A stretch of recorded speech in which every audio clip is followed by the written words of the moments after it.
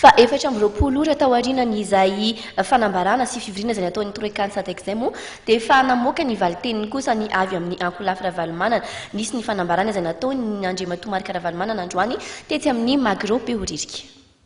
Tsy hiala fa hijanona efaninana amin'ny fifidianana filoham-pirenena izay ho tanterahana ny efatra amby roapolo zao Ramatoa Laloha Ravalomanana.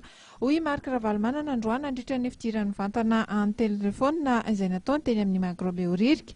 Nosoritan'ny filoha teo aloha ihany fa tsy azo hidivirana ny fanapahan-kevitry ny fitsarana manokana amin'ny sahanana amin'ny fifidianana noho izany dia mijanona ho fangatahana ihany nataon'ny toroekany sadek. Interne tamin'ny koro elektorala spesiala lany famatara ho kandidatirana. Rehefa avy eo indray efa teorina, afaka herinandro teorina, ho milaza ny tasy mety ho fotonina. Misy mety izy ireo, sirenitra amin'izany mihitsy mivasa Ravalomanana.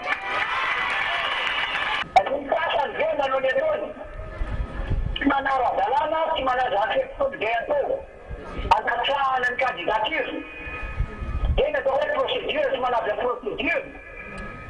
Ny tasany zay manao ny ataony, tsy manaja ny teny zenomeny.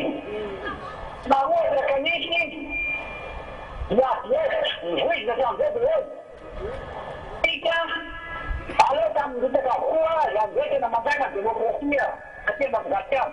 Aleo ny vaoko misafidy dia tiany ny président. Ny filoha teo aloha Marika Ravalomanana izay nanamafy fa tsy maintsy hiveny eto tanindrazana ny tenany saingy sy tsy nofaritany kosa tao anatin'ny antsony ny fotoana izay hiverenan'izay na mialoha na aoriana ny fifidianana.